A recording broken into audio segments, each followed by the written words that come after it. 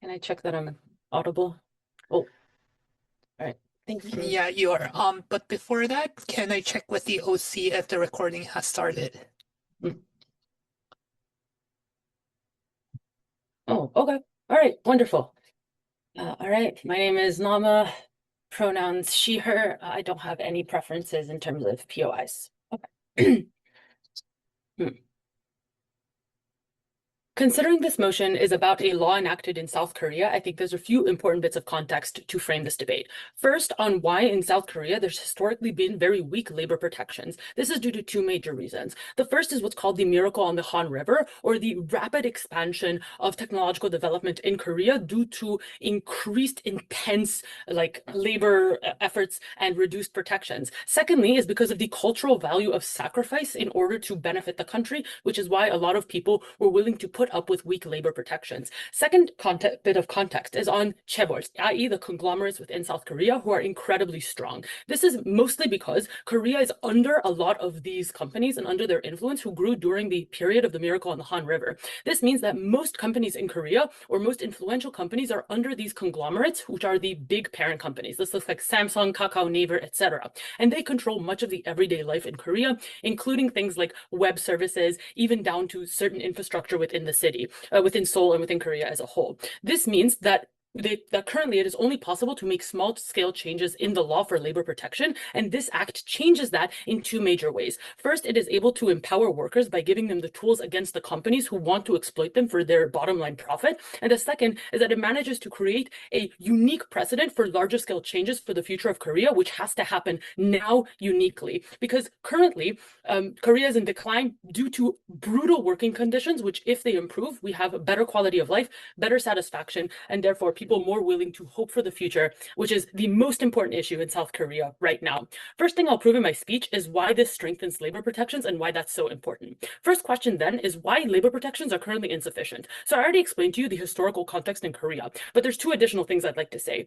First is that labor unions in the status quo are quite weak due to the societal narrative deprioritizing human rights and prioritizing this over competition in the status quo. That is why so much of Korea is overly educated, because people think that you should just work harder, and that is why labor unions are seen as like excuses. But secondly, there is no anti-discrimination law currently in Korea, which I believe is headline news as well, which means that it is far harder to protect, especially the most vulnerable stakeholders. So second question under this argument is, how do we improve these protections exclusively with this Yellow Envelope Act?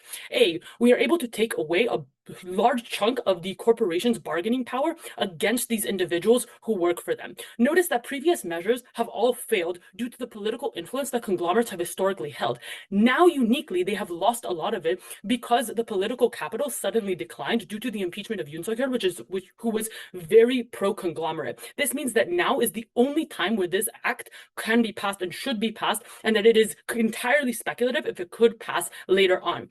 Secondly, this helps bolster unions, which means that you are more likely to have bargaining power for higher wages, be able to create safer working environments, and allow for workers to have better environments within their work, for example, to have maternity leave, etc., etc. This is very necessary because we need to rebuild the image of unions right now to protect not just only the most vulnerable stakeholder, but the average worker within Korea who suffers quite a bit. So thirdly, then, why is this so important, and why do labor protections, why this should be the biggest delta in the debate? Firstly, I'd like to say that the long-term impact here is extremely important for two major reasons. The first is that when there's less exploitation of workers, the future generation is more motivated and more likely to want to enter the workforce. Currently in Korea, there is a major issue of a lot of people wanting to leave Korea because the workforce is simply unappealing. You have to compete for comparatively lower paying jobs despite being highly educated individuals due to the competitive nature of Korea. So when they get into these jobs and they are then exploited, obviously they feel demotivated and therefore begin to opt out of being in Korea, opting out of having children, opting out of participating in society. But secondly, we simply have more people speaking up about violations that happen to them, which get swept under the rug. Things that happen during Reconstruction, where there's excuses to fire people without probable cause. Things like outsourcing labor, which then leaves Koreans vulnerable to poverty because it's harder for them to find jobs, and so on and so forth. So now, at least we empower them to speak up about these violations because we protect them legally. Obviously, the weighing is quite simple. South Korea's biggest long-term issue is their labor market and the unsustainability that exists here right now. now, especially due to the dying population and the fact that not a lot of people are having children. This is why productivity is not much of an issue anymore, and instead you should prioritize the sustainability of the labor market, and this is the only way in which this could happen. Before I move on to my next point, are there any questions specifically closing?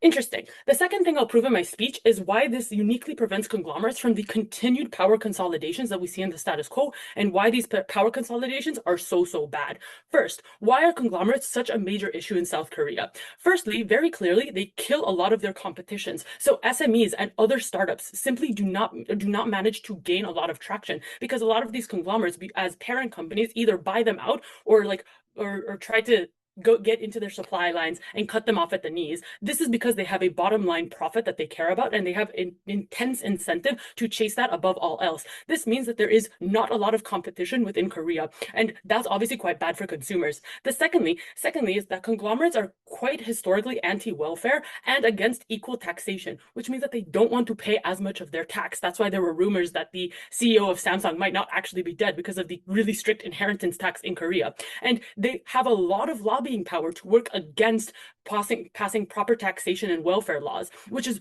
because overworking their workers benefits them directly and benefits their profit line at the end of the day. And these are obviously major issues in South Korea that impact the everyday people. Second question then, on why reducing the conglomerate power is very good. 2 points here. One, you have direct consumer benefit, because competition obviously helps consumers through lowered costs and higher quality when corporations are racing to the top in order to be able to provide the best product that they can still send to consumers and still sell for a profit. But secondly, we curb the influence of these conglomerates now so that they don't supersede the government's power later. Notice that if we do not stop the conglomerates now, if we do not put them in check and stop them from exploiting their workers, or stop them from doing all of these bad labor practices, they might simply grow in influence and power, which means that it would be much harder to curb them later and protect workers later, because future administrations are speculative in terms of whether or not they are able to pull off this Yellow Envelope Act, if not now.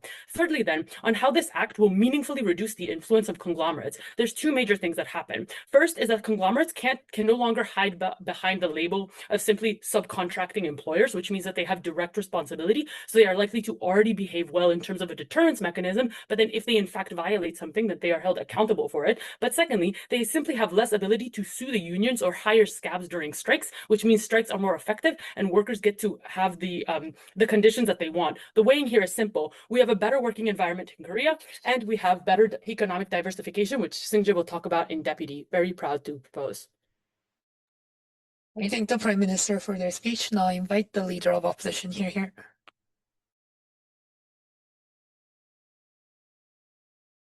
Hello, am I clearly audible? Yep. Excellent. If I'm not, or if there is a lot of background noises, apologies for that. Do let me know by unmuting. I would appreciate that. But in case of UI, I think it'd be better that's it's in the chat. I can follow it properly, I guess. Okay, so without further delay,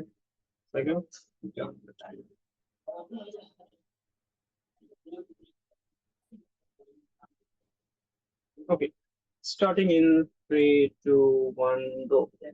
I think it's important to understand that you might point out a lot of problems that exist in the South Korean market and what exploited at ease, but I'd like to point out that the opening government lacked a significant amount of analysis as to why this will be the best possible solution that can exist in this situation. We'll show you that this solution, while might have some potential for benefits, will actually cause more harm in the long run, and that is how we believe that the benefits are not worth it at all. Right? First of all, on how exactly I move to the constructive and the rebuttals will be either debated or by my deputy. First of all, I think what happens is that in general the economy freezes or chills the moment in time this type of laws are passed at the very first place. Why? Because I think first of all, startups and small businesses will be hit, they hurt the most in a world where this Yellow Labor Act is passed. One, because the large conglomerates like Chaebol, they will be able to afford the cost of all of these legal disputes or all of these cases that will arise because of the Yellow Envelope Act. But most of the small and medium-sized businesses, which employ the vast majority of Koreans, they will have enough funding to deal with all the issues, all the demands that is being raised by most of these labor unions. But now they probably have to constantly be in the state of being threatened or sneak the moment in time they fail to fulfill those obligations and demands by the unions. And that's why what will happen is that a lot of these businesses, startups or small businesses who don't have enough startup capital, they might simply choose to start up their business because they feel like they cannot able to afford to keep up with this increasing this increasing cost of maintaining the workforce. Right. Second, I think investment reduces significantly in a world where this laws are passed. We just understand the fact that most of the startups and small businesses, they survive because these big companies like Shables or like Samsung or like other big conglomerates, most of these companies look up for subsidiaries. They want to invest in the companies as subsidiaries, or they want to consolidate these small companies. Like there are a lot of mergers and acquisitions that has been going on. What happens is that in most of these cases, these large conglomerates in their side of the house only interested in to invest in the smaller companies anymore, because they will feel that if we do so, then every single labor dispute that will come up in the future, I have to deal with this. And the reason why this is more likely to happen is because, let's say, if you're a worker in a random firm in which Samsung has some stake in, you would want to involve Samsung at every possible situation, right? Because you know that the small firm that you work in, they don't have the capacity to pay you, or if you fight against them, you probably won't get enough compensation. But if you can somehow drag Samsung into this, you know that you can probably get a lot of money out of this. That is how the workers and the labor unions will constantly try to, try to drag the bigger companies in this case, which will cause a lot of problems for the conglomerates that are continually invested in. And that's why most of these conglomerates will be very discouraged to invest into startups at large, because they feel like that this is simply not worth it. I have to deal with, beside my own issues, now I have to deal with the labor disputes of other small thousands of our small firms that I've invested in. So in general, investment reduces, which will not harder for startups or smaller companies to survive. Which means all of this means there are two impacts. Number one, it means that startups or smaller companies will significantly struggle significantly, which means either they will pay less to the existing workers because they most of their capital are being utilized in the lawsuits and whatnot. And secondly, we believe that most of them won't be able to survive at all because there is reduced investment into them and they don't have any other alternative. Like even if you even if not again. Even if you look at foreign companies, these foreign companies who come to your country like MNCs or whatnot, they will also probably won't be encouraged to invest into you simply because of all the complexities that I've been talking about. So in general, we believe that small and medium companies will struggle, which means that a lot of the jobs will be lost in their side of the house. But secondly, the argument here is that even if this doesn't happen, and let's say this is let's move to the more middle ground, right? Well, what if my argument is more extreme? That in a world where probably this is even for bigger companies as well, this job losses and reduced hiring can have a big problem, right? Because understand the fact that the moment in that this Yellow Labor Act is passed, that is when companies will be discouraged from hiring at all. What will happen is that if the cost, the risk, and the legal complexity of hiring permanent workers is too high, right? Because now you have too much of a liability and you cannot probably afford those. And that's why you look for alternatives. And currently, we do have alternatives of hiring permanent workers under conditions that we have to look after them. We can probably invest in automation. We can invest in robots and AIs, which can do the jobs of these workers, using which we can afford avoid all the legal complexities that comes with hiring permanent workers, permanent human workers. Probably these South Asian companies or conglomerates, they will simply they can either invest in automation or they can invest in outsourcing. They can outsource the work into other countries where the legal laws are not that complex, where they have more flexibility, right? They can outsource their work to them, and South Koreans are losing their jobs. Thirdly, we believe that they can rely on temporary hire, right? They can rely on freelancers. They can rely on hiring people on contractual obligation for a small amount of time, where the contract will say that you cannot demand for XYZ. And as a result of which, these workers, they will keep on making the temporary workers do all the work, which by avoiding hiring permanent workers. All of this means that either companies are the companies are not hiring at all, or even if they hire, they will most likely hire at temporary workers to whom they don't need to provide enough rights and whatnot at the very first place. On temporary workers, people they come up and say that, oh, but they will be protected by union. I think that's always like to happen. But this is more harder for them because understand the fact that in a world where the rise of temporary workers happen, there will be two groups of workers that will exist. One, there are workers who are protected by the union, and two, like permanent workers, and two, there are workers who are not protected by the union. So even in your side of the house, what happens is that probably there will be some permanent workers who gets the benefit because they are protected by the union and they make the company pay them a lot and like get all of the rights. But then the burden of the cost is beared by the non-protected workers, the temporary workers who are higher in number comparatively because they are cheaper, as I already explained. And they also bear the cost simply because like they are not in a permanent contractual obligation, so they are not protected by union, and so they suffer the more, right? So this is where I think the problem begins. But lastly, even if like hiring happens in their side of the house, I think the problem will be that company simply now has less money to give to you because companies will try to like create contingencies in a world where labor unions have unchecked power. They will keep on dragging the bigger companies and the other companies into lawsuits after lawsuits and whatnot. And so companies will try to keep most of their funding into legal disputes, right? They will try to reserve the funding so that they can fight these legal battles and win this in the court, in hiring lawyers, in hire and whatnot. So all this means that now companies will try to use their funding into winning this legal battle, as a result of which they will have less funding to give to you as a benefit, to give to you as a wages or salaries and whatnot. So this means that in a world where jobs are not lost, like basically you reduce the amount of money that you provide to the workers simply because you don't have enough to provide to them. For all these reasons, we believe that this will cause more harm than good. Extremely proud to oppose. I thank the leader of opposition for their speech. Now I invite the Deputy Prime Minister here.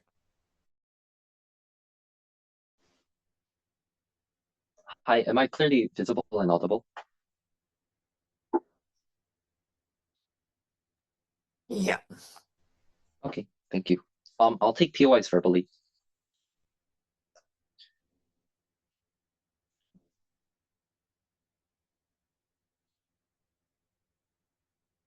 My speech will start in 3, 2, 1.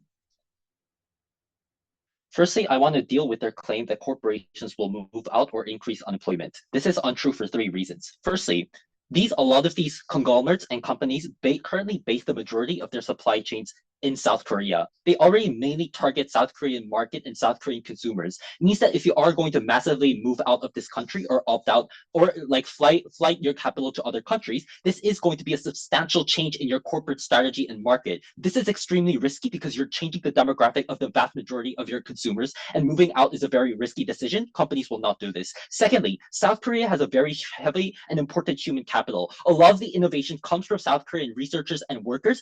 Companies like Samsung, LG, and Kakao use a lot of the innovation and ideas that come from workers themselves. That's the reason why a resource-scarce country like South Korea was able to succeed using ideas like of semiconductors and developing all of these. It means that if you increase unemployment, you vastly decrease the chances of innovation and having meaningful technology developed in these countries. Companies will absolutely not do this. But thirdly, companies still have a lot of state benefits. Government grants a lot of tax breaks to corporations. They are giving massive amounts of benefits to companies in order to develop the economy and contribute to GDP. That's the reason why they already have massive amounts of state benefits are actually going to deter you from moving out to other countries. That's the simple structural reasons why corporations will not move out. Let's eliminate that idea. The first thing I want to talk about is why you have access to more meaningful changes in status quo.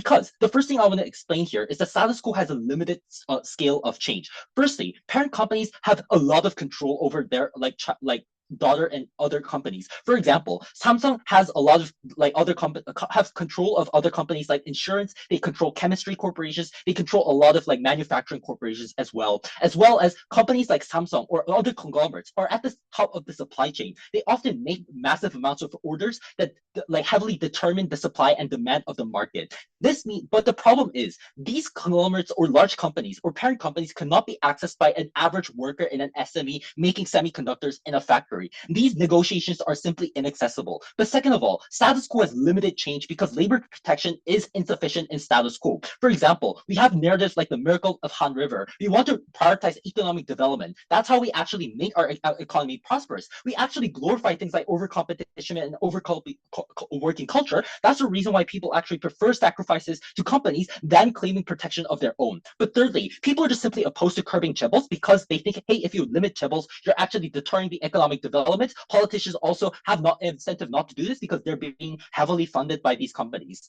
The second thing I want to talk about is what then changes in government side. Firstly, you're able to directly negotiate with parent companies and conglomerates. This means that now you cannot access parent companies in litigations, but you can directly negotiate or file litigations against parent companies who have more capital and control over what's happening in the market. For example, you can talk directly to people who decide to supply and demand in the market. You can talk to people at the top of the supply chain and talk about how you should increase supply and actually not unemploy a lot of people that are happening, whereas other like smaller SMEs are just obeying orders and demands that are set by these conglomerates in the first place. You're able to directly negotiate these. Larger factors mean that you are able to actually take more control of these. But second of all, the second thing that changes is that you have more access to important corporate decisions, things like M&A, things like restructuring of the company. This happens a lot in South Korea because when companies like Samsung are trying to restructure because they're simply losing in the AI race with other companies like Apple or Facebook, companies like Kakao try to massively expand their market in things like taxi or like other kind of things. It means that a lot of computer science majors or conventionally popular majors are losing jobs. They're being fired. Whereas now they have a heavy preference for AI and data science or all other things that exist. It means that there is absolutely a lot of unemployment happening and restructuring is heavily impacting lives of these people. But thirdly, more people will opt into SMEs. This directly flips OO's metric because the reason why people want to only be hired in conglomerates is because they have good social welfare that is inexistent in small, medium corporations. If you're able to give more funding, if parent companies are now responsible and have to give more funding and they're responsible for the welfare that exists in these SMEs, now more people will definitely have the incentive to be opt into these small corporations. They want to get hired. That's the reason why we actually have more people applying to SMEs and willing to work there, which flips OO's metric. Why is this important? Firstly, we have more access to large-scale decisions that are made by corporations. Things like M&A, restructuring, vast changes in corporate strategy are things that people do not have control right now that often lead to mass unemployment. We can directly negotiate these things. People have more say at the end of the day. But second of all, we have more effective redistribution of wealth. Parental companies have more wealth and capacity to actually empower social welfare that exists. We give more funding to daughter companies down the supply chain because now the parent companies are directly responsible for the things that happen. If you are actually exploiting workers, now parent companies are responsible. That's the reason why they have direct incentives to actually fund other companies. What's the weighing here? Firstly, we actually provide the metric of productivity. Current labor culture in South Korea actively harms productive labor force. There's intense competition. People are simply too stressed. We have the highest suicide rates in OECD countries. People trade stocks in work because they're underpaid. They don't think that the current salary is able to give them sufficient money in order to buy houses. This means that you actively harm productivity of workers, and this actively harms corporations and the economic output that they're actually going to have. But second of all, the metric of investment. We don't have constant strikes because people are able to access important and meaningful strikes even if there's one. This means that there are no constant unmeaningful strikes that just cause social disruption and seem like there is social unrest in this country. Investors heavily prefer having more important strikes and meaningful strikes. Because we have less amount of social disruption or protests that actually happen, we look like a more stable country. That's the reason why we have more investment. But lastly, I want to talk about why we have more effective labor unions and negotiations. I think a lot of labor unions are not effective and meaningful in South Korea for a lot of reasons, like stigma against labor unions or things like that. But firstly, there's a collective action problem, which means I don't want to risk losing my job doing protests all day if I think that protests are not going to be successful or the success is very speculative. But second of all, there's the cost of protests and negotiations is high. For example, you have months of unpaid salary. There's the price of high protests, organizing people, media portrayal, price of negotiations. All of these are vastly expensive. So even if you have some kind of protest or negotiations are successful, all of the labor unions who don't have money and capacity have to bear the costs. What changes under our side? Firstly, more people just simply believe that you have control over large-scale change means that more people are actually able to are going to opt into labor union strikes and protests, which means that we actively solve the collective action problem. But second of all, companies cannot sue unions for costs under this model. It means that, hey, even if we have a successful labor labor union strike or a nation. Now there is no cost of doing protests or strikes. Means that we have more successful labor unions, more people opt into strikes, and that's the reason why we have far more better labor unions under our set. I thank the Deputy Prime Minister for their speech. Now I invite the DLO here. I'll just take 30 seconds.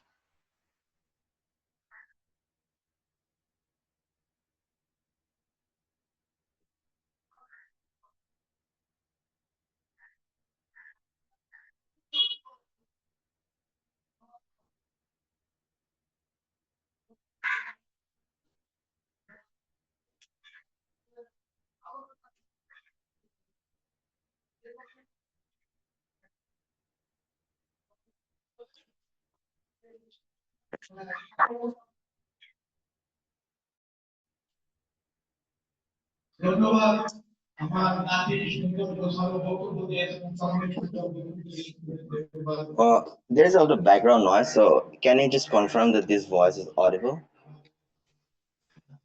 Yeah. Fantastic, thank you. Sorry. Second. One.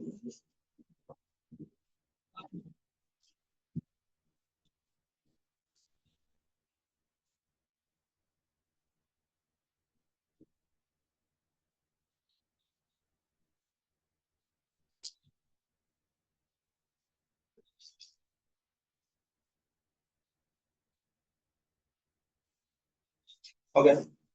Sorry for the delay. Starting my speech in 3, 2, and 1.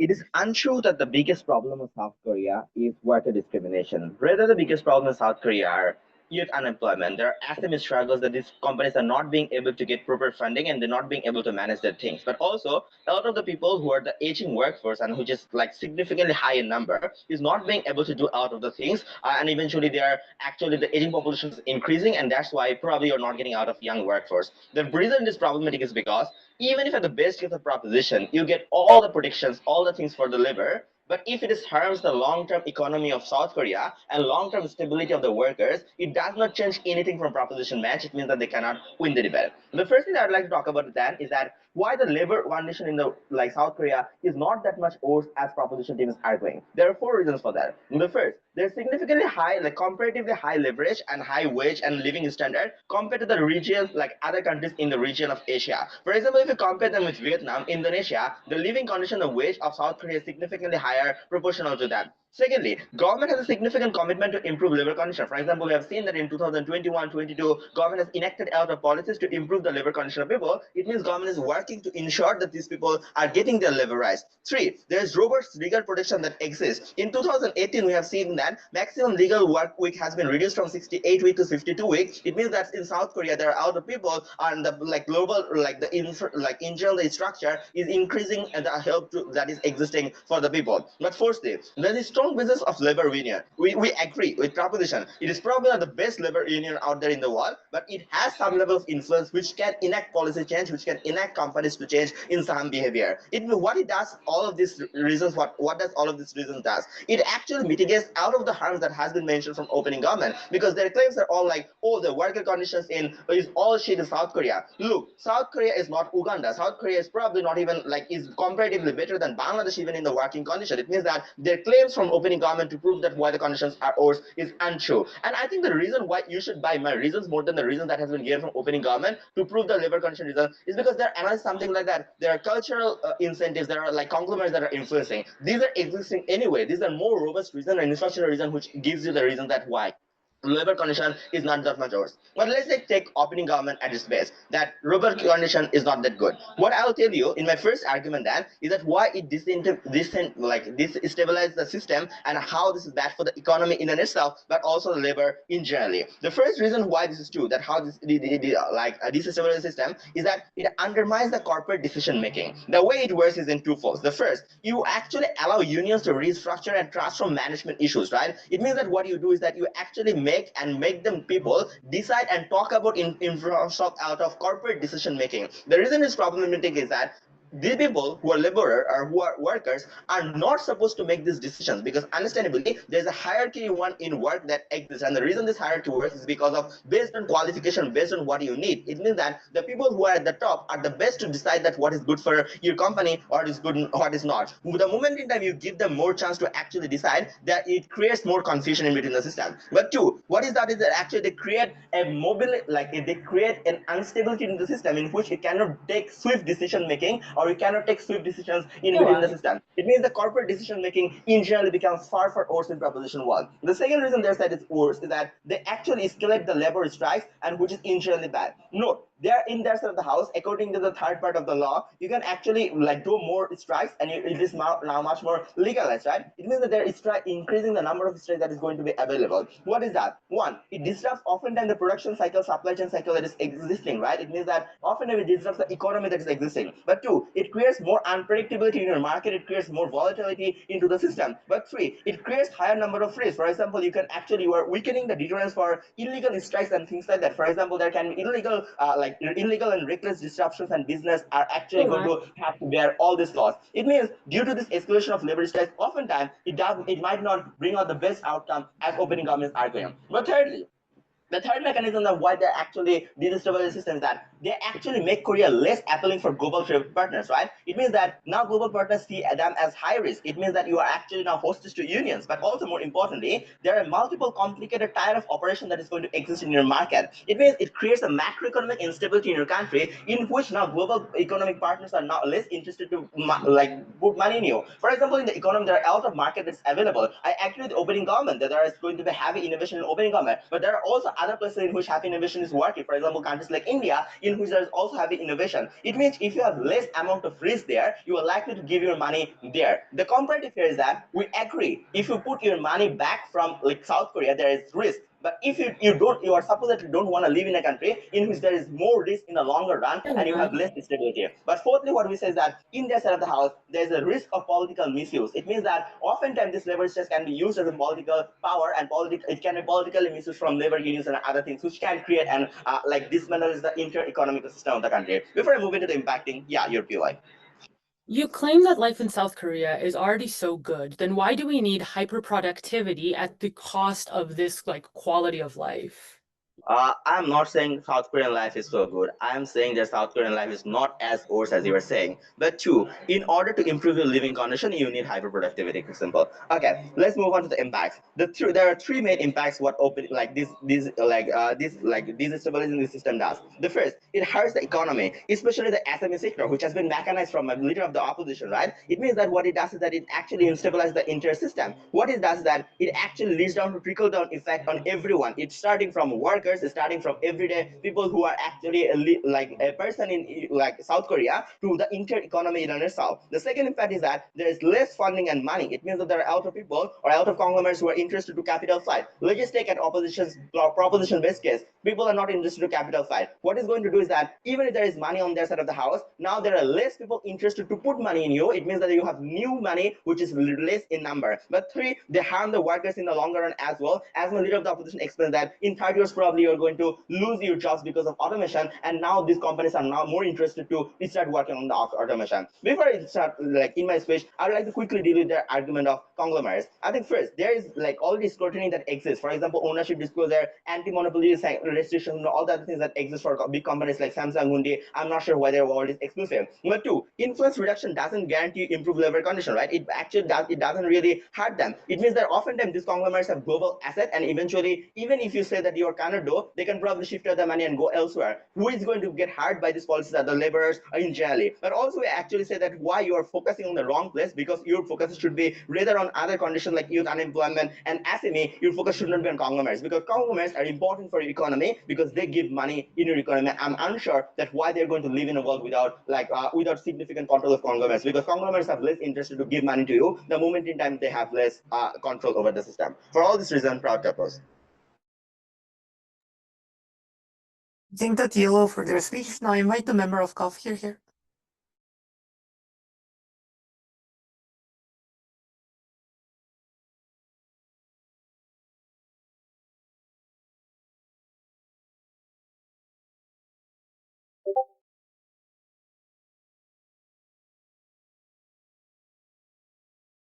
Yep, sorry, my bad. Internet. Okay. You guys in the chat? I'll take one. First 6.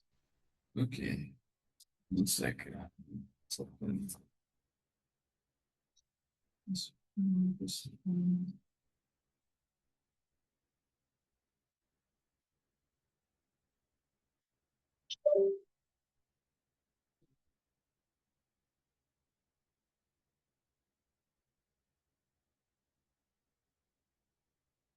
I think people are forgetting that this is a law debate. Thank God I'm a law graduate, because the legal protection is the gateway to all other implementations of any policy. Because number one, it's binding. That means it's the strongest accountability mechanism.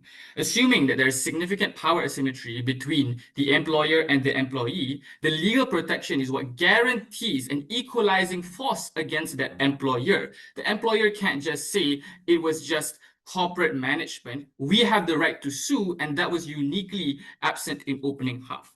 I'll give you an extension on how the process of justice itself is rewarding to these laborers. This immediately wins the debate, because even if we're unsuccessful, there are benefits for these laborers who are the most important and vulnerable stakeholders in this debate. Before that, let's take up OO. OO gives 2 broad claims in the speech before me. The first is that these conditions are great in an attempt to mitigate OG.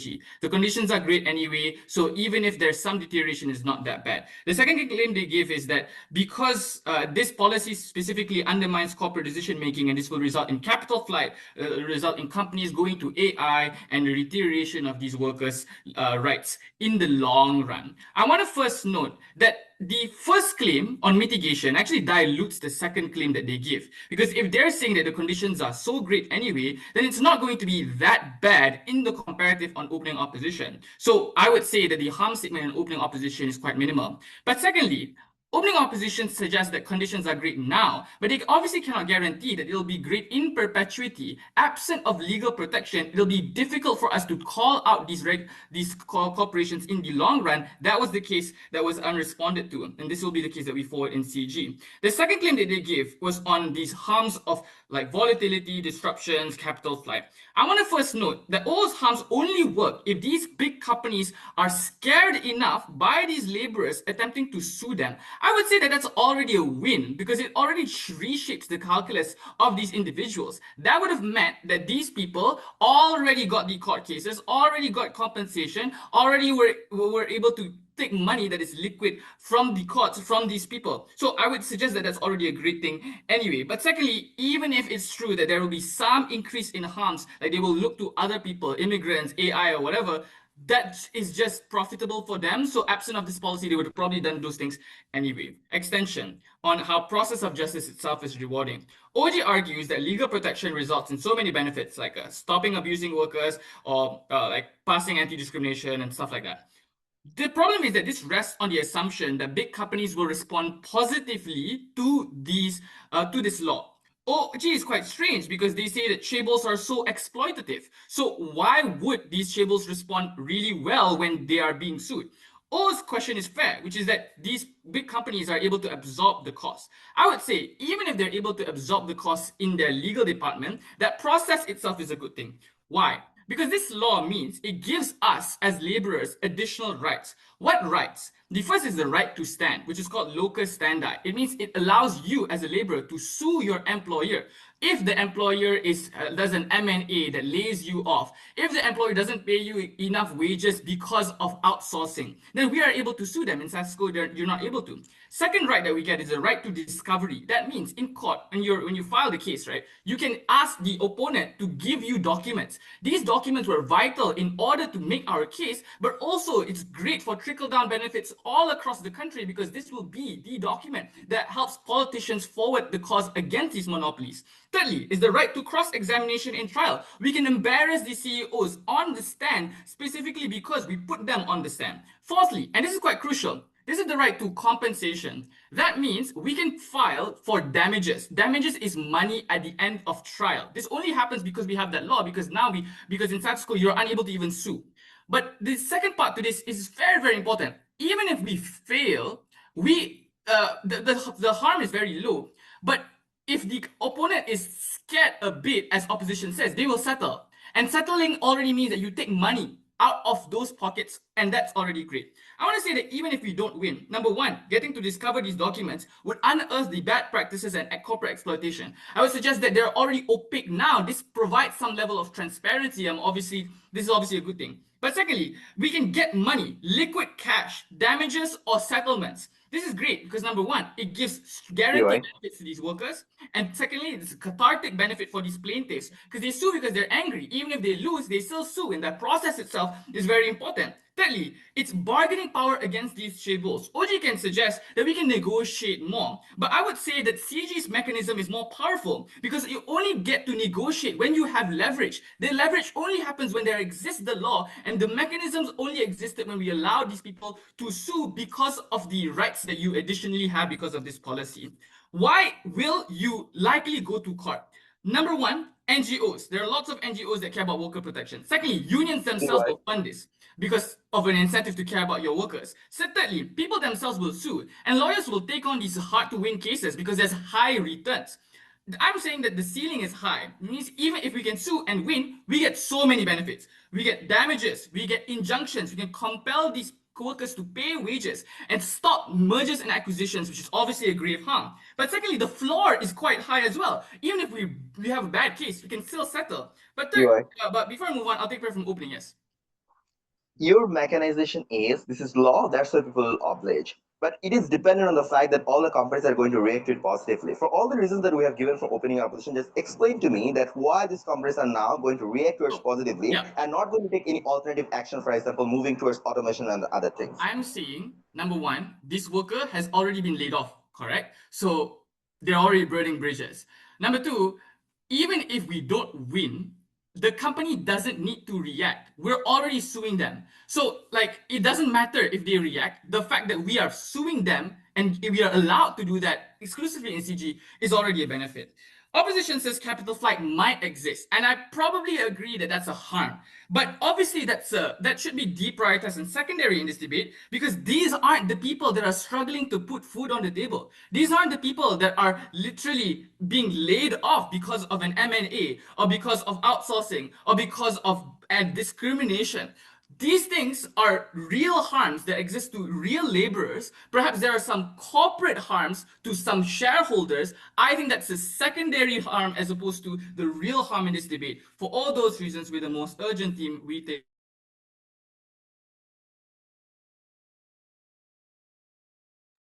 I think the member of government for their speech. Now invite the member of opposition. Here.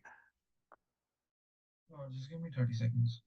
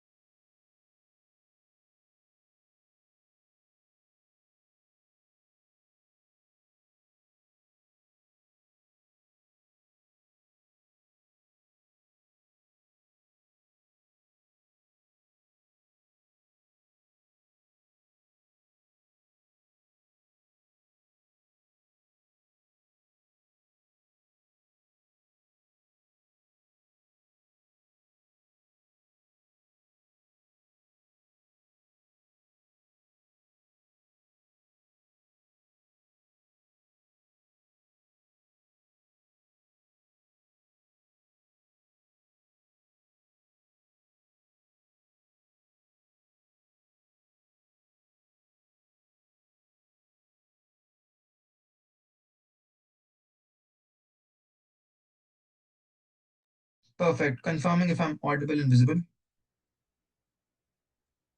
Yeah. Perfect. Just give me a second.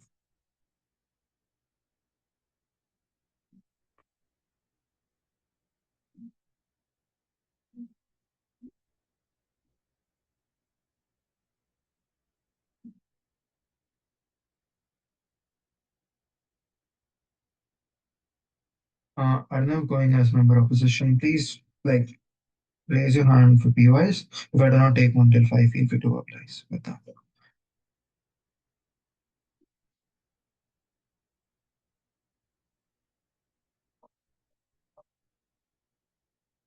I think there's a deadlock at opening where one side is trying to argue that there are better rights for example, workers, and this is particularly urgent because these people have never had rights or like in general rights to which they at least deserve. Second, the other side says that there are probably enough rights in the first place, and that probably means that you want to like help the economy because the economy is already vulnerable, and that gets fucked. I think I'll break this deadlock and I'll prove to you why, for example, then like this is much more important in political terms and why this like in general the reversibility slash irreversibility of this can become much bigger harm. Third, however, I think dealing with closing government, I think closing government has a case where like their idea is that people feel better because they're able to sue these corporations. That gives them some sort of catharsis, and like most vulnerable actors are able to, for example, fight these companies in court. Number one, I think already opening opposition deals with this. Why, for example, these companies will have a lot of money to like in general deal with this. Second, I think labor unions providing money to, for example, these workers, which are never able to like, for example, get that level of like redemption is never going to work. Third, if there's capital flight, I do not understand why do the top workers lose their jobs. I think it's probably the most vulnerable workers due to two simple reasons. Number one, these are the most replaceable jobs in the first place, which probably looks like jobs in the like manufacturing sectors or like probably low margin sectors like fintech, etc., where for example you can just outsource it or automate it as opening opposition states to you. Second, very simply because like in general these are the people who have been laid off, so probably these are the most low skilled ones in the first place due to the simple factor that probably like weren't able to upskill within the economy. So like in general, I do not understand why these won't be the worst affected if, for example, there's capital flight. Then I think our case is extremely simple and it hinges on two accords. I think both opening government and opening opposition agree that this happens due to a tipping point within like politics at large, which is that South Korean politics had, for example, like a new left wing, like a left wing rise come in, where, for example, there was a huge change in terms of whatever you're prioritizing, which means like the current parties till now are prioritizing like right wing politics slash corporate good, and these corporate companies are providing economic benefits because like they were engaging in crony capitalism, etc. Then like they try to prove to you why this will be the unique tipping point to like in general a lot of change coming in, because which I don't think they ever prove. Why don't they prove this? And there are two simple reasons for this. One, they tell you that probably this is the way, for example, labor unions can get certain rights, and probably there's a decline due to worker conditions, and like labor unions will get more power.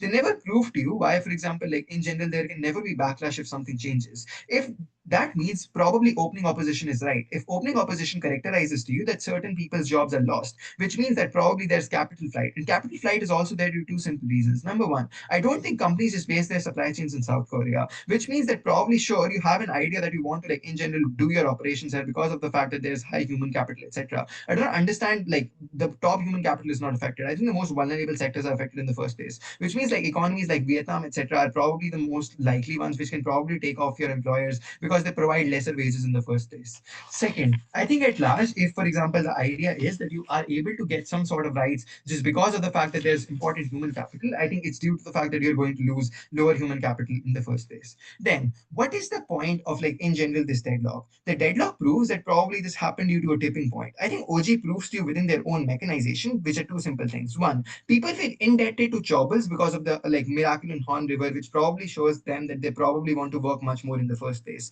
Which means that if, for example, opening government is right, this is something which has not changed in the first place already, like in status quo. Which means that there was a tipping point due to which people feel that they can change something. But they never prove to me if, for example, both opening government and opening opposition are right. Some people get better working rights. But when, for example, these corporations end up getting fucked up, where, for example, like these people feel very indebted to in the very first place, due to two simple reasons. Number one, they probably have like led to the rise of the South Korean economy. Second, even if people feel their rights are more proximate to them, when they see tangible losses in the forms of like people losing jobs, probably the most vulnerable sectors losing jobs, etc., they're going to feel that this is something wrong in the first place. Which means if both sides are right, there is a chance that this flips, which means two things. I think number one, South Korea finds itself in a very delicate and volatile situation right now, which means number one, it has a very low like birth rate, etc. And I think it suffers brain drain. And brain drain does not happen as OG characterizes due to the fact that there's less motivation in workers because South Korean working conditions are fucked. I think it happens due to empirically very simple reasons, which are twofold.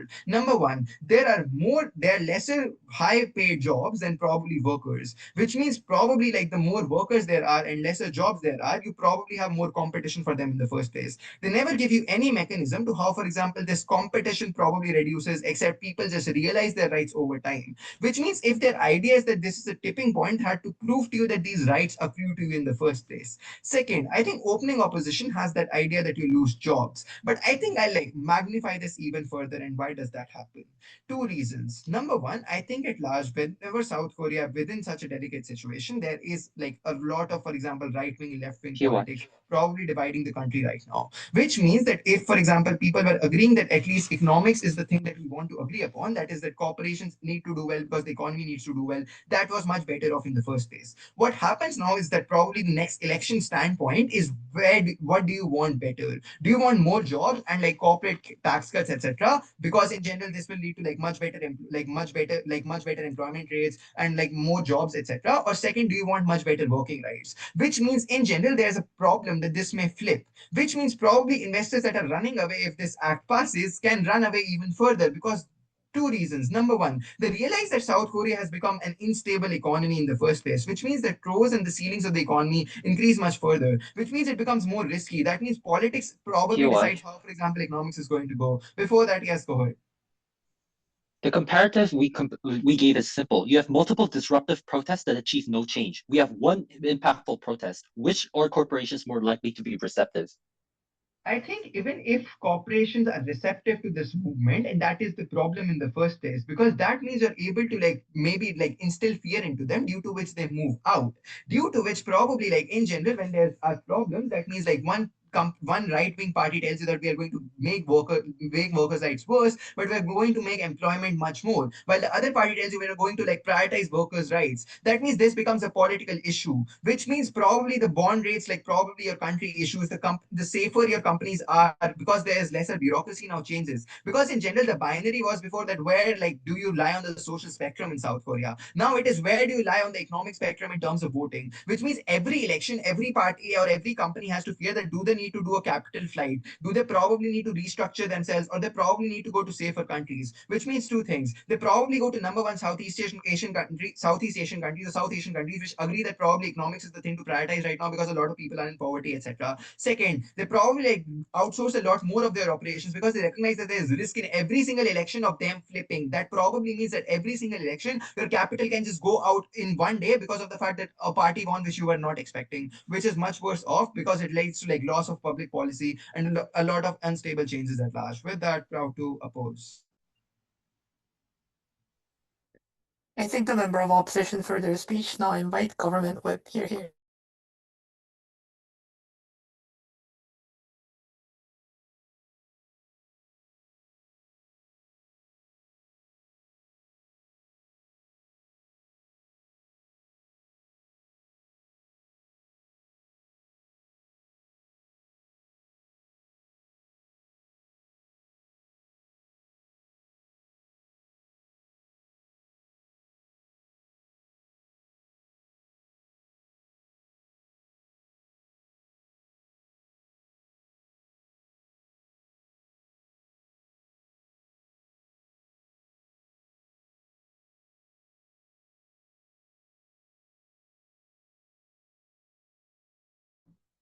Am I audible?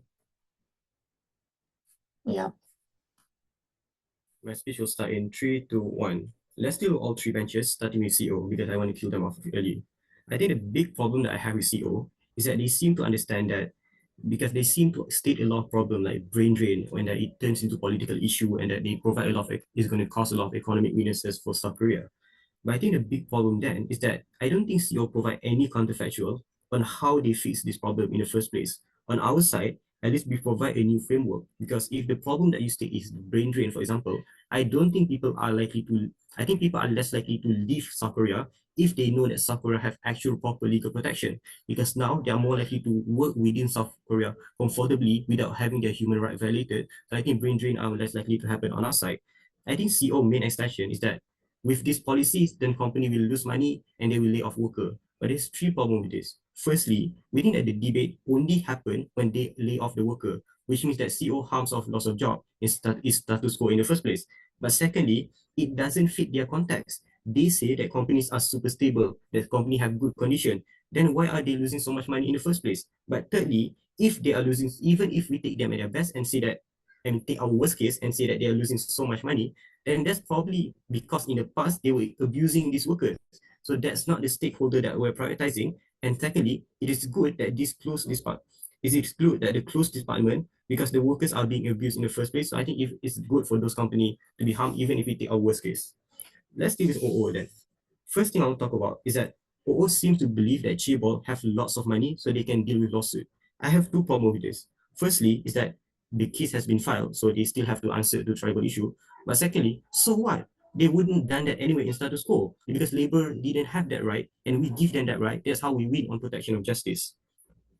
Secondly, OO seems to have this idea that small businesses will not have enough capital because they will spend too much money on lawsuit and that there will be less investment by parent company like Samsung. I have three levels of engagement with this. My first problem is that within a parent company, we probably invest anyway to some extent, right? Because they're incentivized by money. So if they don't invest at all, then how will they grow and how will they develop into new sectors? Which means that they must, at least to some extent, invest in order for their own business and their own parent company to grow because they have the incentive to invest.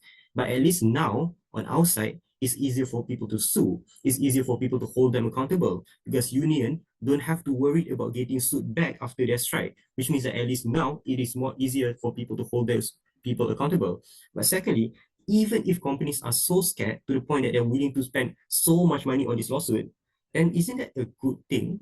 Because that means now they have less incentive to abuse their workers and less incentive to harm their workers because they are so scared in the first place. So even if we take our worst case and say that companies are so scared to the point that they are willing to compile all their money into all these things, into lawsuit, then that's a good thing because we make them scared so they have less incentive to abuse their workers. But the third problem I have is that it's on their idea that they spend too much money on lawsuit, right?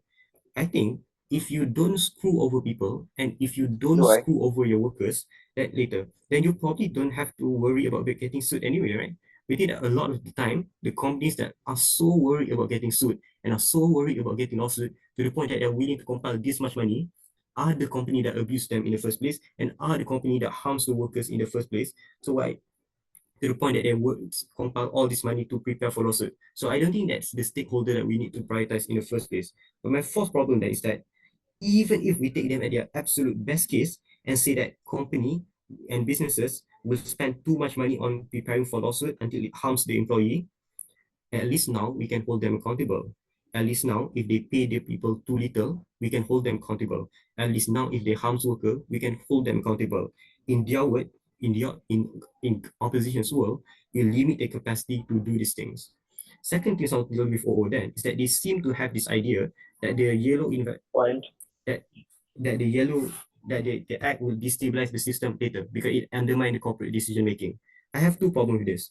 Firstly, is that we never say that we never say that we are abolishing the concept of corporate board. No, corporate decision making will still exist. We're not harming them. Just that we limit the ability to screw over people through power asymmetry and through union busting and through other things. Secondly, they keep trying to mitigate by contextualizing South Korea as good enough already and nice enough already, and that the protection is good enough and it's not that bad. But this is actually harmful to their own case because it defeats the purpose of them supporting hyperproductivity in the first place if the situation in South Korea is good enough. But the third problem I have is that even if we take their best case and say that corporate decision making are harm, then I think it's better for workers to have more say in corporate decision making because workers are the one who are proximate to what goes on to the vast majorities of the company's member. The workers are not the one who sit at the very top, but they are the one who actually experience the impact of the board management in the first place. So even if we take our worst case and say that corporate decision making are harm, I think it's good for the workers to have more says in the first place. Before I move on to OG, yes, PI form, preferably opening.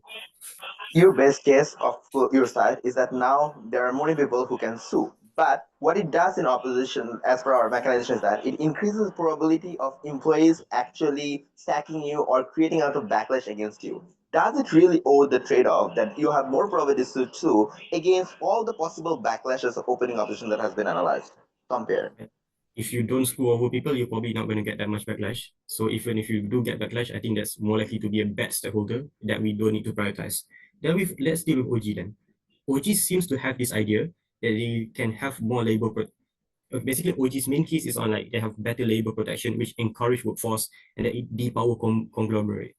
But I think the main problem that I have with OG then is that they seem too focused on how Korean economic market work.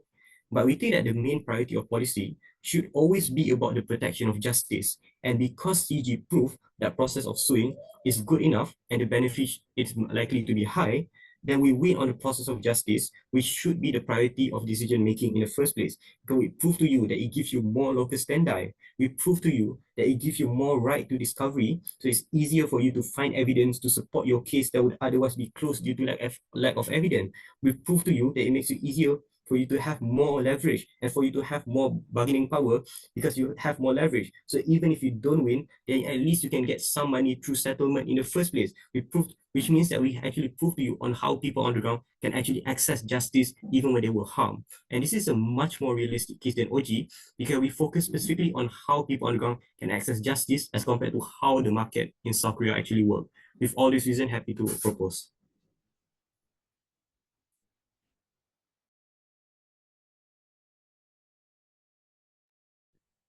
I think to go for further speech. Now I invite output. Here.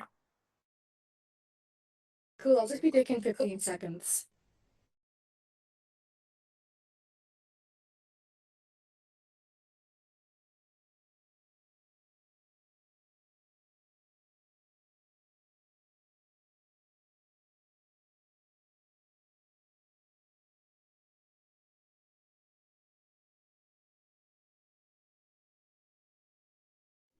Cool. Just want to confirm that I'm audible. Yeah. All right. Aishwarya Pande, pronounced she, her. I prefer if you verbalize your POIs. I won't be checking the chat. Cool.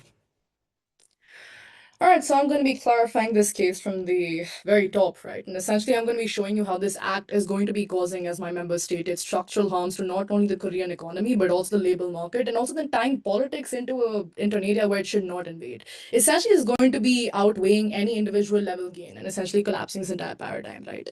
What we're going to start off is by first providing the rebuttals and weighing to what OG put forward. The first thing they put forward is that, all right, we have chapels, they abuse power, and the act is meant to curb it, and then your unions apparently gain impact. Very simple rebuttal to this, which has been expanded in member, right? Now, this completely misunderstands our Chable resistance because these conglomerates, like my member stated, have deep pockets. They have the legal armies and they have political leverage. Our mech for this was simply if liability extends up to the chain, they are then going to essentially internalize the supply chains, right? Your subcontracting over here ends, and essentially MSMEs is something that are indirectly impacted, right? This, in fact, implies that there is going to be more concentration and less competition, therefore, just fewer opportunities for the smaller players. So you are essentially fucking over those who are marginally and disproportionately impacted, right? So workers over here do not have sudden power because chables just restructure themselves to protect themselves, right? Essentially, we wait to tell you here why even Gov wants to take their best case over here is going to bring forward incremental accountability. Worst case is that you're going to have these mass MSME collapses, you're going to be having these layoffs and even more concentration of the chable power. And over here, we very clearly outweigh on scale probability, right? Number two, we talk about how Korea's toxic work culture is something that's apparently improved, right? Because the act improves your worker dignity and prevents this brain drain. But we are going to provide the rebuttal as to why it is the exact opposite. As my members set up, if you have these chables incentivized to lease because they no longer see the Korean market as lucrative, because now they see the Korean market and company bargains over here is much more costly, your high-skilled jobs are going to shrink. This implies that all of my ambitious Koreans, let's say engineers, let's say MBA grads, let's say researchers, they're going to migrate abroad to get better paid because that's what they just see much more stable opportunities, right? So my brain drain over here is just going to worsen. Those who are left behind are going to be your low-skilled, non-unionized workers who are the first ones to be laid off when these MSMEs collapse and when these chables restructure. Essentially, your South Korean worker population is now going to be disproportionate. Those who are of high-skilled workers are they're going to be disincentivized to stay in the country and work, and your worker population within itself is just going to degrade, right? So instead of reducing your toxic work culture, you're now creating just higher unemployment, competition for those fewer jobs, and this desperation, which is going to exacerbate your toxicity. Over here, we weigh and tell you how Gov only secures this so-called proximate dignity for a very narrow and short-term group of unionized workers. Let's emphasize on unionized workers over here, because we show you why the long-term systematic collapse is going to worsen the lives of all Korean workers, especially those who are not unionized and those who are part of MSMEs. Therefore, we bring forward, let's say, scale, duration, and certainty on our side, right? Now, let's go to what CG has to say. Firstly, people get catharsis from, let's say, suing these corporations. Let's understand that catharsis over here is not a material benefit, right? Because chables, like we said, absorb these lawsuits as a cost of doing business, and plus litigation over here is very expensive. Now, in a unions and big players are someone who benefiting, and non-unionized workers and MSMEs don't get catharsis, they get crushed. So we essentially weigh and tell you that psychological relief for a handful of is going to completely outweigh against economic collapse for millions, right? Let's also talk about a very important point that I believe extends us from our opening half, right? Let's talk about how the act strengthens these unions politically and how this is going to in fact create politicized strikes. Now, closing off constantly tells me that, hey, we are now empowering unions to actually create tangible impact because they don't get countered as much and they're able to, let's say, fruitfully raise their arguments. Let's talk about how unions also now weaponize industrial actions against governments for populist gains. What do I mean by this? Now, this act is not only going to apparently support them, it will essentially reshape and incentivize the political economy by making these industrial actions as a credible lever for policy change, as we flushed out in our member speech. What do I mean by this? If I were to Meccan-way, now with the ability to hold parent firms and management decisions to bargaining, and with, let's say, with fewer legal remedies, unions and, let's say, more politically motivated groups have just acquired a stronger instrument to press these non-labor demands, and essentially political actors are then able to coordinate strikes or industrial disruptions to further partisan aims, knowing the damages are limited. Now, this results in strikes that are more prolonged, that are more political charged, and let's say those are economically negotiated. What is our impact here and why do we weigh this? Firstly, let's talk about governments, right? And democracy is going to suffer when economic levels become routine political levels, right? Because this act has now invited political discourse into this conversation. Social cohesion is also something that will be impacted, right? Because escalation of, let's say, industry-wide stoppage is going to increase that public backlash, which can then provoke your repressive countermeasure acts, right? So your act therefore creates a risk of these cycles of conflict. So essentially, this is going to separate us by telling how while the let's say opening gov have talked about empowering the labor that are democratically deepening. We've answered by telling you that sure, empowerment might matter, but the method over here is going to weaponize the entirety of the economy and fuel this bipartisan counter over here, right? Now, what do we mean by this? Few things to make of note. You are not only splitting the Korean economy into, let's say, chaebols who are benefiting from this entrenchment, MSMEs who are getting sidelined. You're also cutting down into, let's say, the very workforce and the essence of Korea. Because this act is not going about fixing the toxic work culture, let's say, about the long hours in the hierarchy, right? It's only shifting that bargaining power to unions on those structural decisions. Because this is not going to improve the working conditions for the majority of your Korean workers. Like I've talked about, let's say, those working at MSMEs, working at startups. This means that your workers in, let's say, MSMEs and gig economies are still unprotected, and you're going to have disproportionate protection for the privileged and unionized workers in those chaebols. Not only are they going to apparently try to bring forward impacts that they've accrued, you are now tying, let's say, politics into this agenda, right? If we talk about the chaebol culture, like my member had stated, two things are going to happen. Either they leave or they become even more entrenched. And as in fact, the government had talked about how Korea is entirely built upon the culture of chaebols and how, let's say, acceleration to the Korean economy has been brought forth because of how entrenched they are. If they are incentivized to leave the country because they no longer see any investment and, let's say, benefits outweighing the costs, and also leads to, let's say, depression and FDIs and, let's say, bond rates going down for the country. Not only is the economy handicapped, you're just leaving to long-term disadvantages for the very workers that you sought to protect. Before I continue, last chance to the POI. Closing? I'll take closing, yeah. Why are you defending an actor that is actively violating laborers? If they are weakened, they have less capacity to conduct that abuse. Isn't that a benefit? You're talking about laborers who are being violated. I'm telling you that laborers are not going to remain here. Like I said, you have 2 foot full of laborers here. Either those who work at, let's say, higher capacity, higher paying jobs. If these very high state corporations like your chaebols are now incentivized to A, leave, or B, squirrel away, these individuals are going to encounter, like my member stated, brain drain because they're no longer incentivized to stay within the country. Who's getting fucked over in this equation? Those who work under MSMEs, those who work under gig economies. These individuals are low paid, they're on the lower rungs, and these are now going to take up the majority of the working population of Korea. What do I mean by this? Most importantly, they are non-unionized. They no longer have the rights to speak out for themselves. And if anything, these unions are now going to be used for political agendas. Therefore, the voice that they're trying to raise and the impact they want to accrue is completely going to be sidelined. So you get fucked on all 4 fronts without proud to propose.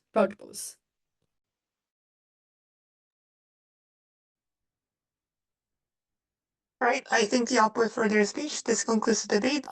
Thank you. I think you can leave this breakout room. We will call you back after we finish the deliberation. Thank you. That and also that they would just like lay off people because of higher costs, and at the same time they would more focus on things like AI automation because they don't want to use money on things like those labor issue cost in the end of the day. How did opening government respond to this? Number one thing is the response coming from Deputy Prime Minister saying that probably these massive capital flight or like massive changes in terms of this particular calculus is probably not going to happen because of like, for example, they already have like a sunk cost in those like South Korean region. Probably they are already operating a lot of businesses in South Korea. They also want to have like access to like human resources and stuff like that. And they also get a lot of state benefits because of the connection to the government and stuff. So I think what opening government has proven is that relatively speaking,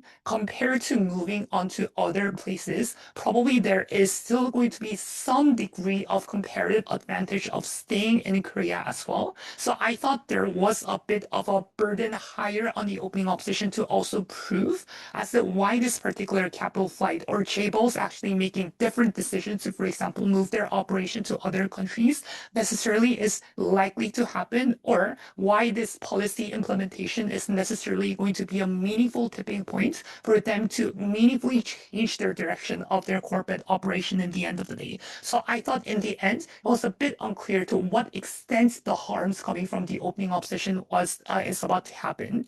The second thing is probably about automation and AI. I do agree that there wasn't as much of a response coming from opening government, but at the same time, it was a bit unclear to me as to why this also has a big of a tipping point, especially when opening government already talks about like why there are already some degree of human resources that these people want to tap into. Or if it is about unskilled laborers, then it was a bit unclear to me as to why this AI automation is something that exclusively happens under opening opposition in the end of the day. So at the end of the day, it was a bit unclear about the tipping point as well. But I think opening government also gives another layer of analysis to engage into this idea of chaebols, because I think Prime Minister as well as Deputy Prime Minister was able to lay out some degree of analysis to explain as to why in the status quo there is consolidation of power of chaebols, and these people are excessively rich and powerful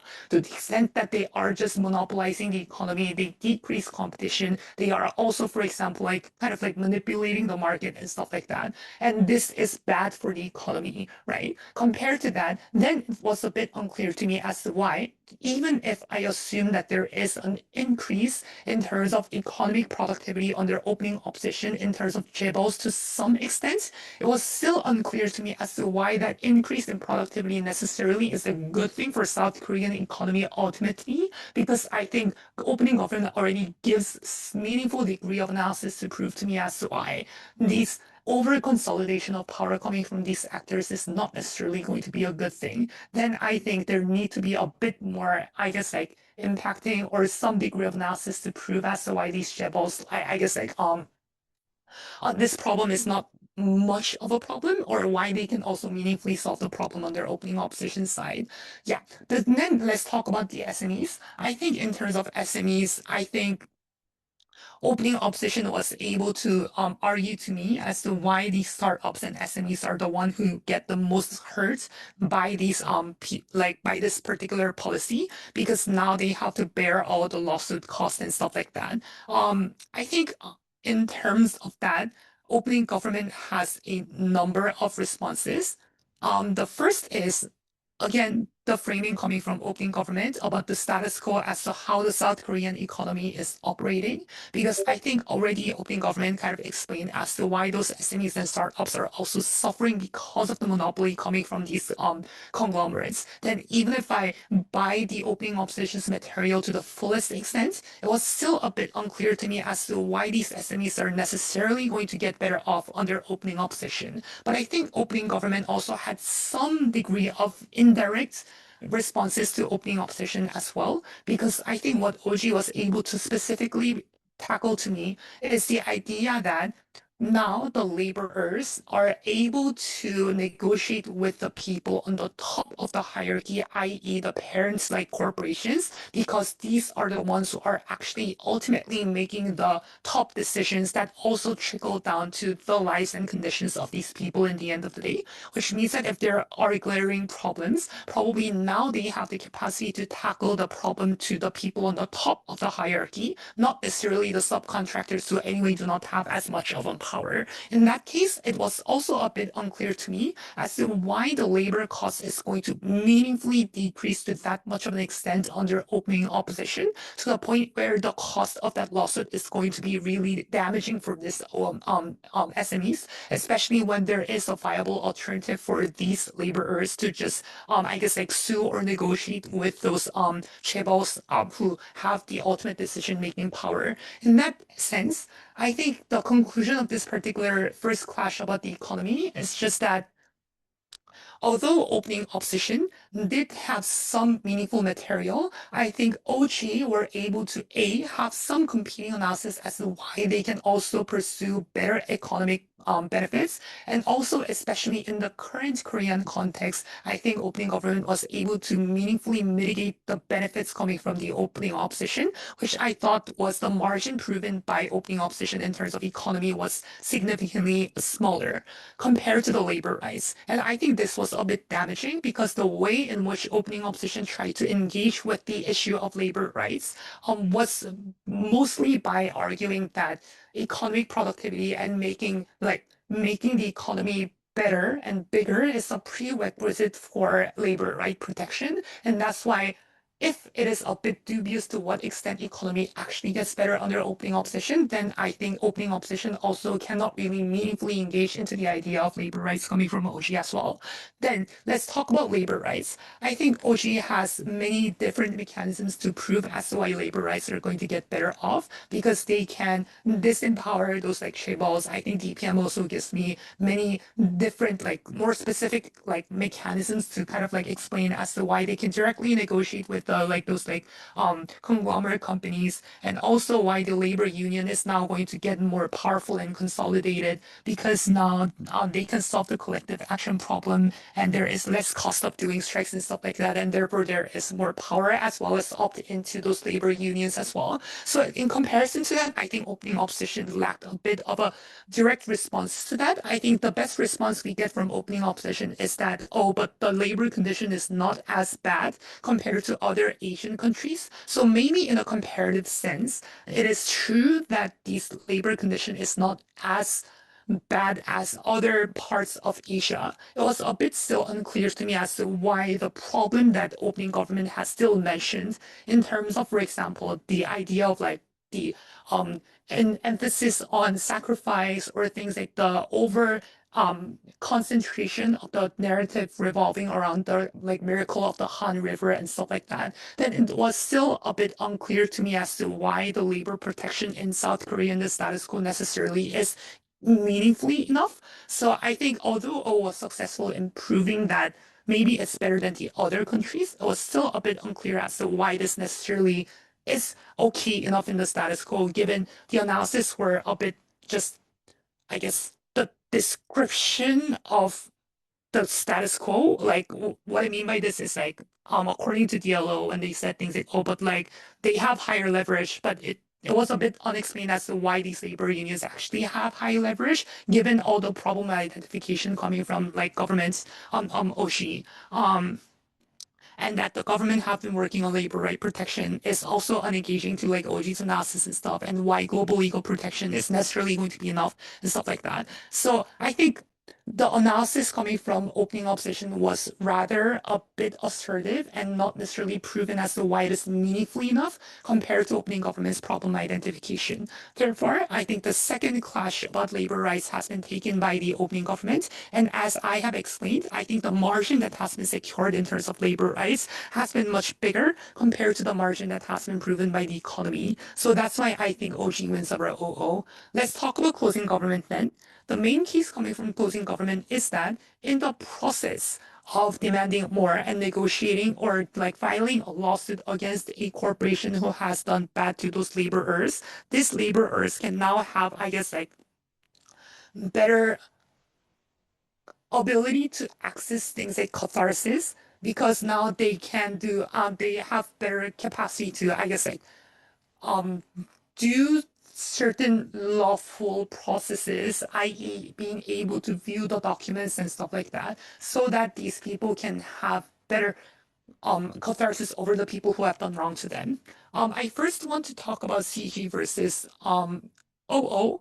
I think the engagement attempt coming from CG against OO was a bit derivative or reminiscent of what OG has already talked about, because like what they talked about is that, oh, but if the conditions are already great, then probably the harm of like increasing this labor condition is not going to be as much of a harm to the economy, which I think was a bit dismissive, given that OO was able to prove to some extent that because this labor protection is now getting even more reinforced as per the info site, then probably the margin of decreased profitability still exists to some extent. The second thing is the idea about when, for example, things like when this reshapes the incentive for corporations to do better things for the laborers, and probably it is a good thing. I think it was a bit unclear as to why then labor protection necessarily is more important than, I guess, like the economic development. According to closing government, and also at the same time, it is a bit contingent on CG also proving as to why things like labor protection is indeed going to get better under their side, which I think was still contingent on OG in the end. That's why I think the analysis against OO and the rebuttals against OO was a bit insufficient compared to that. Then I think CG's idea about like why you can access some degree of catharsis was a bit less proven in my opinion as well, because it was a bit unclear to me as to why those it's still true under closing governments that you will have slightly more ability to do things like lawsuits and therefore comparatively have more catharsis, but it was still a bit unclear to me as to why in the end of the day these people are still be able to actually access that. I think CO has a direct response against this, but I think opening opposition also had some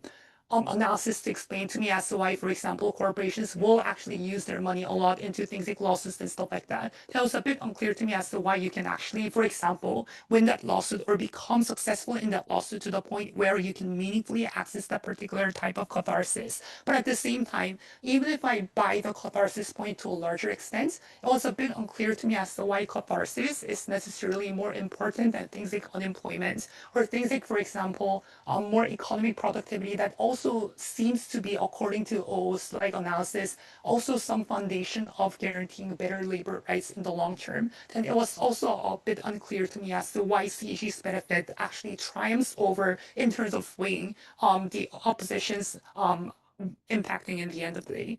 And then I can compare CG versus OG as well. I think the reason why OG has better edge over CG was because I think they just prove better likelihood of their impacts actually getting materialized. For example, they explain as to why better labor protection can be done. They also give me some competing mechanisms as to why economy can actually get better restructured by disempowering those chaebols in the end, compared to CG, where they were a bit contingent on these labor strikes or those lawsuits actually being meaningfully successful enough for these people to access those type of benefits. And also the engagement point against the opposition bench that, but if you do well, so if you kind of like protect the laborers, then it's kind of like a good thing. Point was also very contingent on opening governance analysis of those corporations actually, changing their calculus and actually offering better things to those laborers in the end of the day, which has been mechanized better from opening governance. Let's talk about closing opposition then.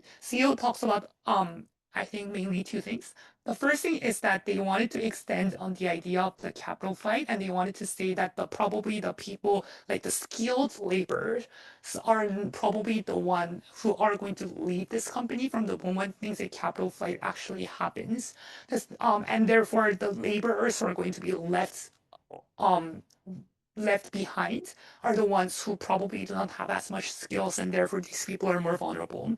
The second thing about closing opposition was the idea about why more politicization and more harmful bipartisanship might happen, because, for example, when this particular policy, which is quite, I guess, radical in the eyes of the people who prioritize economic developments, is implemented, then probably there is going to be much more politicization and polarization, which actually leads to more volatility of, I guess, like the political landscape of Korea.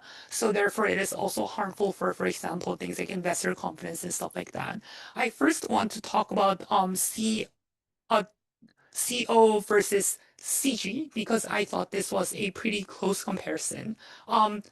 So I think the reason why I thought CO wins over CG, the first thing to point out is I think CO also kind of like lacked that much of a comparative analysis. Meaning, I think CO did not really prove sufficiently as to why, for example, if it were not for this policy, why things like politicization and bipartisanship wouldn't happen, given the like nature of like Korean like politics. Or they also were not really able to sufficiently prove the extent of that brain drain, because they were contingent on this idea of capital flight, which was all material, by the way. But I think CO didn't really build on the likelihood analysis as to why capital flight indeed is likely to happen, to the point where very large portion of those skilled labor is necessarily going to leave as a result of this policy and capital flight. So I think in terms of the logical rigor, I think closing opposition and closing government is kind of like lacking in terms of actually proving the likelihood or comparative. The reason why I thought CO was still marginally better than CG was because I think CO had better direct responses to CG's mechanism, when CO was able to prove to me as to why those big corporations against those smaller laborers, probably they are anyway going to have the ability to win the lawsuit, which actually means that probably these people are anyway going to lose out. And it was a bit unclear to what extent these people are going to actually gain that particular type of catharsis. Compared to CG, I think CG had some attempts against closing opposition, but I thought it was a bit insufficient, because, for example, when they wanted to say that, oh, but proper protection leads to less brain drain as a response to the brain drain claim coming from closing opposition, we thought it was a bit derivative from opening government, because opening government also had some idea as to why proper protection actually leads to more motivation of people to actually stay in Korea, which was the prime minister material. So I don't think it was like a meaningful response against closing opposition. And then the idea that, but if you are losing so much money, then probably that's because you're abusing the workers, and therefore it is a good thing, is also a bit unengaging, to the point coming from closing opposition in terms of like capital flight, and as well as like the idea of political discourse, polarization and stuff like that. And I think there also was a lack of weighing coming from closing government to actually prove as to why labor protection is more important than the economic or political harms coming from closing opposition. So I think it was a bit unclear as to why this meaningfully engages into CO. So in terms of that, I think CO had a better degree of engagement towards CG compared to the degree of engagement that has been offered by closing government against closing opposition.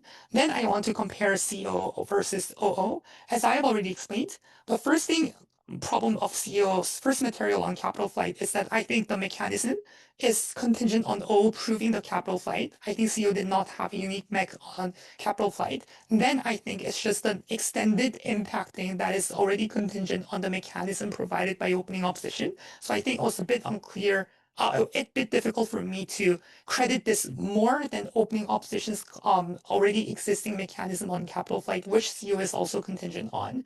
Then CO's idea on political polarization, as I have said, was lacking a bit of a comparative, compared to, I think, at least what opening opposition was able to prove to me, at least on a margin, is to prove that, for example, things like unemployment and things like capital flight might happen when there is more stringent labor regulation, because now there is more cost that is entailed in those like labor union dealing with those labor strikes and dealing with those lawsuits. And therefore, I think OO had a better mechanized case than CO. That's why O wins over CO. OG versus CO is relatively also quite similar reason why O loses out to Oshi. So I think Oshi was able to prove to me as to why things like labor rights are actually going to get better as a comparative based on those mechanisms. They also disproved quite cast meaningful doubt on the likelihood of capital flight as well, which was the premise of closing opposition case. Then to compare CO's a bit less proven, a bit uncomparative claim on political polarization versus the labor right protection that Oshi made it's pretty clear, then I think Oshi proved a more mechanized and better impacted margin compared to closing opposition's idea about political polarization. Yeah. So this is the end of my OA. If you have any questions, feel free to approach me on either Discord or Facebook Messenger. I will try to respond by the end of the day. Yeah. Thank you so much.